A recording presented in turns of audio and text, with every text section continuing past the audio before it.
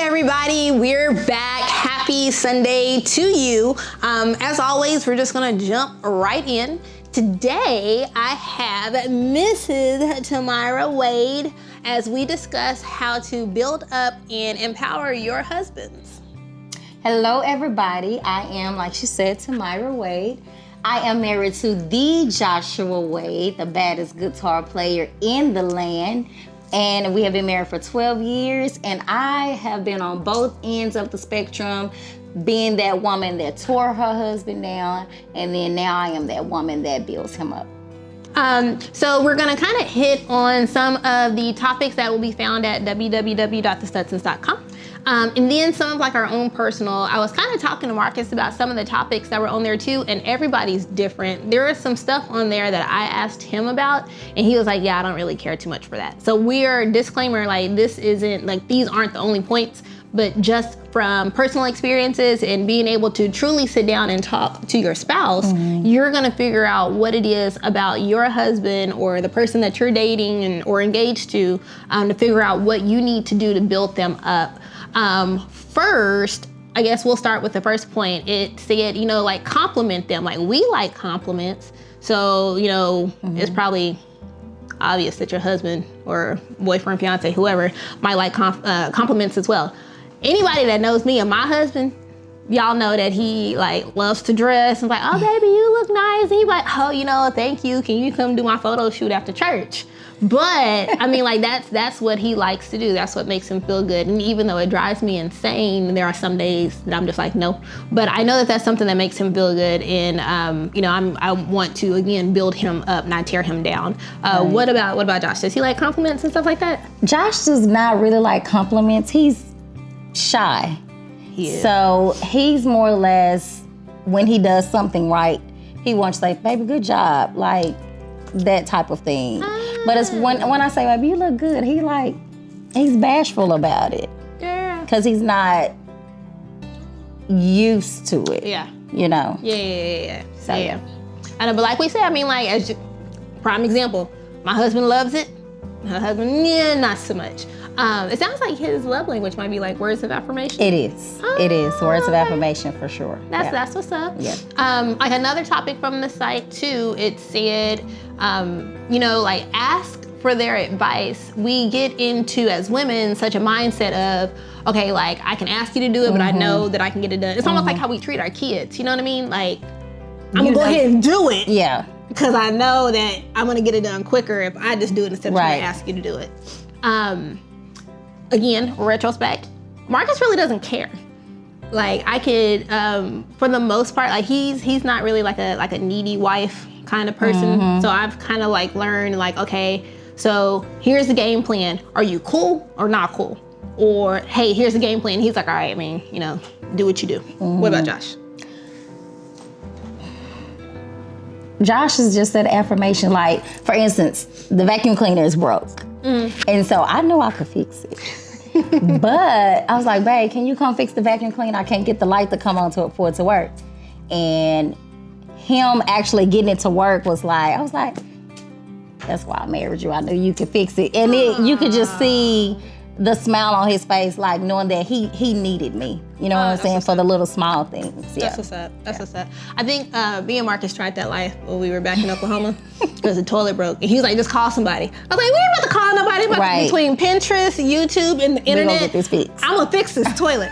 So, I mean, that's what we like. Again, like dynamics are different. Yeah. I think, what was the other one? It was the advice, compliment. Attractive.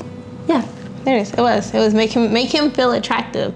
I mean, we already told y'all know my husband. Like, I ain't gotta say nothing to make him feel attractive. Y'all, he feels attractive on his own. But what about the text messages that you can send throughout the day? Just saying, oh, I love you, or you're sexy to me. Or how about the little pat on the back side? Just those little small things just to say, hey, I'm still attracted to you. Because what you don't want is not to say things that are attractive to your husband and then another woman comes and whispers those things in his ear. I mean, we used to. Like, when I first got my beautifulness, like, I used to. I really did. And I will say that's something that I have lacked on But at the same time, like, again, knowing my husband, I mean, like, ain't nobody got to tell him that he fine. Like, he know he fine. But I get it. But even though he knows he's fine coming from his wife. Yeah. It's the difference because you want to always, you're his number one. Right. So even though he knows it, it's still good to hear it from you. Right. Yep. So, I mean, if we flip it to the biblical side, Tamira and I just completed a Christian wives class through KU. Shout out Minister Curry. Whoop, whoop. I mean, awesome nuggets, stuff that we wouldn't think about as far as building our husbands up. We need to put them in the place that they belong. Absolutely. So he is the head of your household. But if you look at him like, oh, I can do this, I don't need you, that's exactly how your marriage is gonna come off. But if you look at him like, she put it this way, Marcus Stutson was born on March 1st. He's gonna lack X, Y, and Z is what our God said when he created him. Kayla, I'm going to have her birth on April 10th, and she's going to contain X, Y, and Z to complete him. And they are gonna find each other and they're gonna complete each other because that is how I created them. When she broke it down like that, did that blow your mind? Because it blew mine. It did. It when you look at it as my marriage is an assignment, it's not a sentence or, okay, 18 years, day's done, like, what are we gonna do? Yeah. I'm not your mama. Right. And then, because there's gonna be times where you're gonna have to be, you're gonna have to be mama. Like, he's there are gonna be times where he's gonna need to completely break down, but he's gonna have to be secure enough with you that he will be able to emotionally, come to you, completely break down, but you're not gonna think any less of him as a man. And in those situations, you're gonna have to be mama. And I was mama for probably the first 8 years of our marriage. Like, because there's a 4-year age gap between us. So there were things that I already knew how to do because I had been on my own. He had just got on his own when we got married. So I found myself being mama, telling him how to do this, teaching him how to do that. And then I had to learn how to step back and let him be the man. Because if I'm always telling him what to do instead of allowing him to find his way, then it's more or less I'm trying to wear the pants in the marriage. Did you notice that, because we did the same thing, did you notice that it made it harder when you tried to step up and be the man? Absolutely. And then I've noticed this since the class. Ever since I've kind of stepped back a little bit, our marriage has been better. Our communication has been better.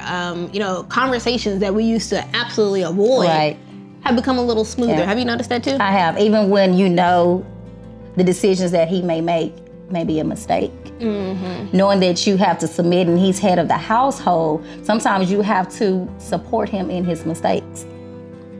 Speaking of supporting, and not necessarily, I guess he wouldn't say like Josh didn't actually make a mistake as much as is supporting them within their failure.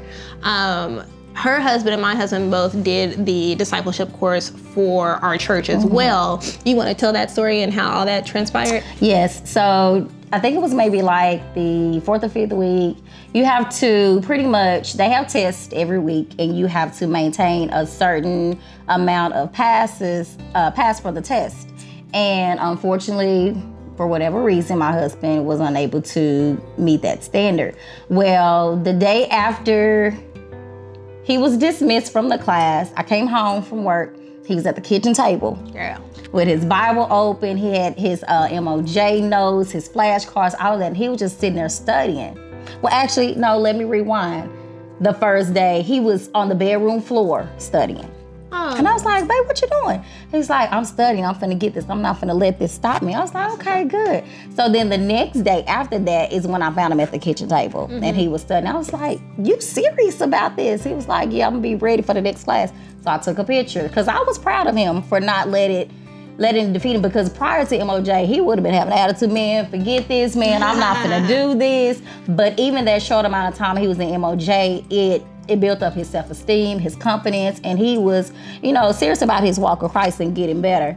So I sent it to our pastor, just saying, hey, pastor, he's gonna be ready for the next MOJ class. He's not giving up, not knowing what was gonna happen. So long story short, pastor called him up on stage Sunday morning, and on the Jumbotron, it's the picture that I sent, and I'm like, what's going on? And our pastor was just like, you know, hey, I'm what, peacock proud of you.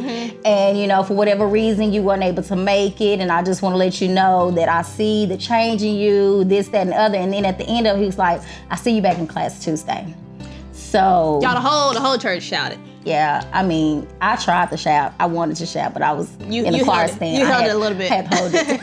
But I mean, like, and that's what I'm saying. You could have been like, well, what you like? Why are you doing that? Yeah. You already feel all like she could have beat him down, but in the like behind the scenes, she was building him up, even when he didn't know, and it all worked out for the best. So, like, in conclusion, ladies, like, we've got to be that strong person for them. Like, you cannot expect your husband to be, you know, strong 24/7, just like, you know, vice versa. They can't expect you to do the same thing. When one falls off, the other picks up. So ladies, you have to make sure that you are encouraging. Are you praying over him? Are you praying with him? Do you have a circle around you that is praying for your marriage, that's helping build you up, not tear you down? Right. But Tamira, like, your story is phenomenal. There's so much more to their story, man. I wish we had time to go through it. But, you know, absolutely, ladies, like, you have to build him up. You are his number one go-to. Don't let somebody else do it, because if you ain't, somebody else is. Absolutely. And also, remember, the world is already beating up our husbands. You know, they come and tell us only the things they want us to know when they come home. So, like she said, pray over your husband, but also when they walk into your home, let it be a safe place for them. Let it be an inviting and welcoming place for them. And let them know that when I come in my house, I know that that one woman that I love with all my heart is going to build me up regardless of what the world is doing and tearing me down. Yep. That should be a whole other sermon. Well, look. Well, all right, y'all. That is it. As always, you know, message us, YouTube, Facebook, Instagram. Some of these tips, www.thestudsons.com. Watch for it for more article content and upcoming events. Thank you so much for everyone that came out yesterday to the Marriage Chronicles date night. We're gonna try to do stuff with you guys like once every 1 to 2 months is what we're looking at. But we appreciate you. We love you. Tam, thank you so much for being on. Yes, I had fun. And we'll see y'all next week. Bye. Peace.